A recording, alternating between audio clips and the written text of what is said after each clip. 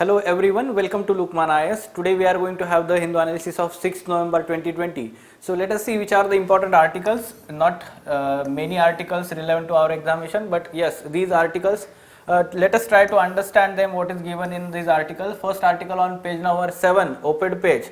It is talking about the contribution of CAPF, Central Armed Police Forces, in tackling the COVID-19 pandemic. Okay, so this contribution is discussed here. Some important facts for prelims examination, like which are the forces included in CAPF, and it comes under Home Ministry. All these things will be given here. So contribution of CAPF during COVID-19 pandemic. So when disaster strike our country in any manner, be it natural or man-made, the government summons the Central Armed Police Forces to carry out the task of overcoming the disaster. Okay, even before the country got to know about the oncoming hydra of COVID-19, the ITBP, Indo-Tibetan Border Police, had already set up 600-bed quarantine center in Chawla in the outskirts of New Delhi. Yes, we know about this, right? Yes, that the confidence reposed in ITBP was not misplaced is evident from the fact that DG, Director General of ITBP, was given just 2 days to establish this quarantine facility, and it was ready within the given time. Another 10,000 bed quarantine center was established at Chhatarpur in New Delhi by ITBP, where 10,000 patients have been treated till now.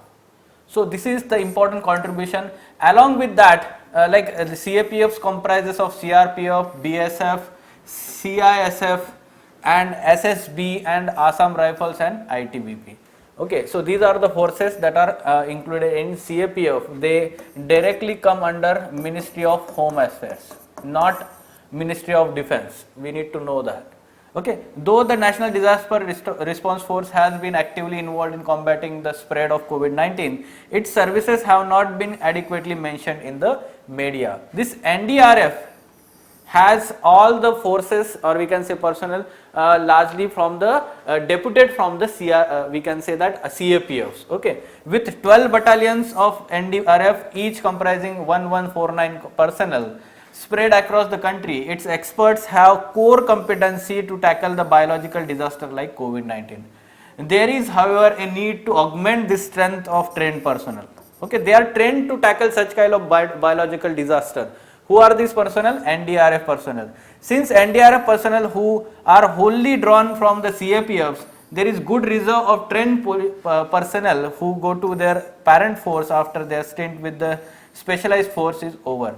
So जब ये वापस जाते हैं, their, let's say, technical expertise to tackle such kind of biological disaster can be used by their parent forces in CAPFs.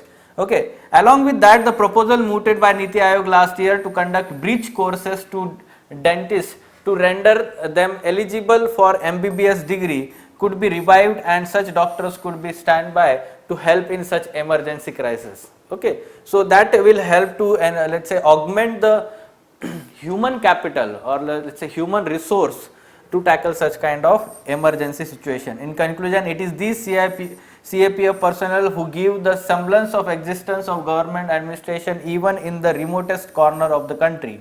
Their versatile experience can be utilized to nation's advantage. So this is the contribution of CAPFs.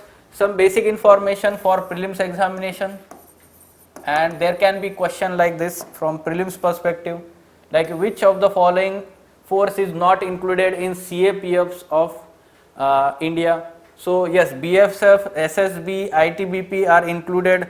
However, this NSG is not included. This NSG is the separate, we can say, force directly controlled under Ministry of Home Affairs. So they are specially dealing with the anti-terrorist activities, or we can say some sensitive activities to be carried out. Highly trained, specialized, we can say highly specialized force है NSG. Fine. Moving on to next article. Do recent indicators hint at real economic revival? The context of the article is that recently the government has come up with the data where it says that there is increase in GST collection, GST tax collections or revenue collections.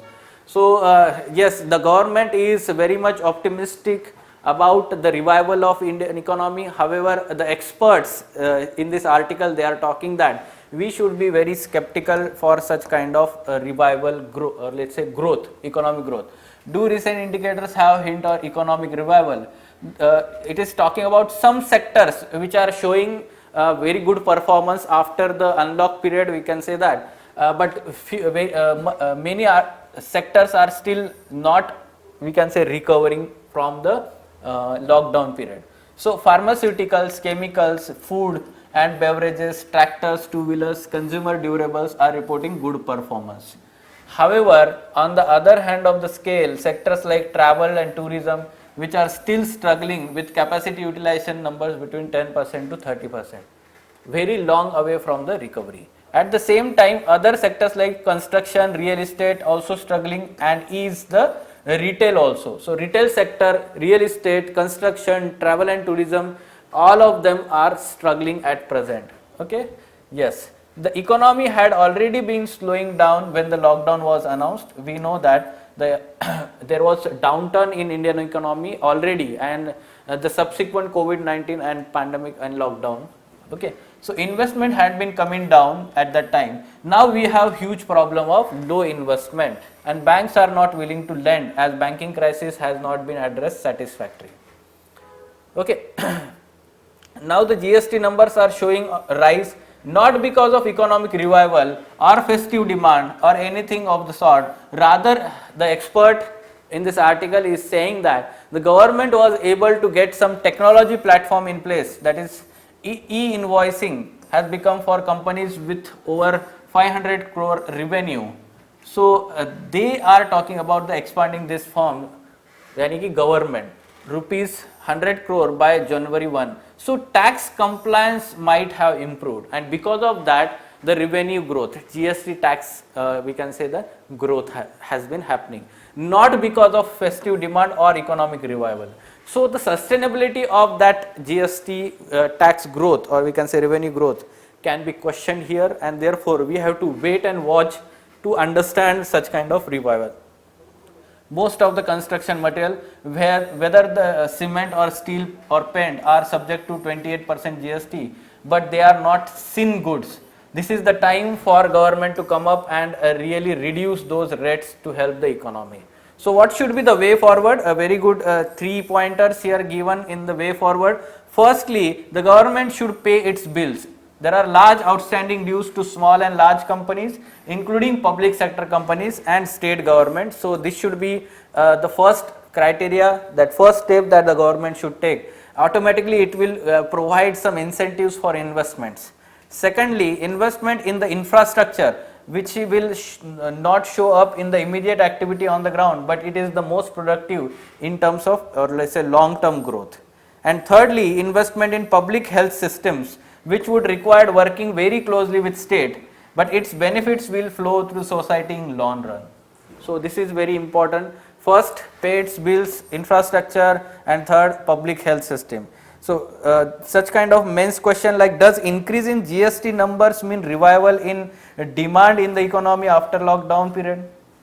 Suggest important measures that should be taken by the government for substantive growth in Indian economy. Okay, so such kind of question can be expected for this year's mains, as it is going to take place in January. So all these economic revival and the debate over this issue is going to be there throughout this period. Therefore, we should be very much following these kind of debates. Okay, GS3 economy. Next, UGC issues guidelines for reopening of colleges. Okay. So in this reopening of colleges and universities should start with libraries, laboratories, research and science and technology postgraduates and final year students. While for other students, online and distance learning would continue to be preferred method. Only institutions outside containment zone could be reopened. For the centrally funded institutions, it is up to head of the institution to take decision on reopening. Administrative offices, research laboratories, libraries will be the first to reopen, followed by students of all research program and postgraduate students in science and technology program. Final year graduates may also be allowed to join for academic and placement purposes. So placement purpose के लिए only 50% of the student strength would be allowed on a campus at a time. All personnel of the campus should wear mask and follow hand sanitizing practices. Okay, so this is what the UGC guidelines are talking about on the reopening of all colleges and universities. Okay, yes. Follow up on COVID-19 here. So all these articles are important for our mains examination and prelims examination also. So one article related to China on page number 6 is there, that is too much technical, especially that can be read by those who are having political science as optional subject. But in that one particular fact, that which territory has been given by Pakistan to China, which is the part of undivided united or we can say Jammu and Kashmir territory that is claimed by India. तो वो territory का नाम आपने सिर्फ जानना चाहिए और उसका location. Otherwise that article is not important for general studies. We can say that the historical background is given and some technical things are written regarding, let's say, international relations. Okay, so these were the important articles. For further information on editorial discussion classes or ED classes, wherein in-depth analysis of all mains related articles is done by Ansari sir and team, you can contact Lukman IAS. Thank you.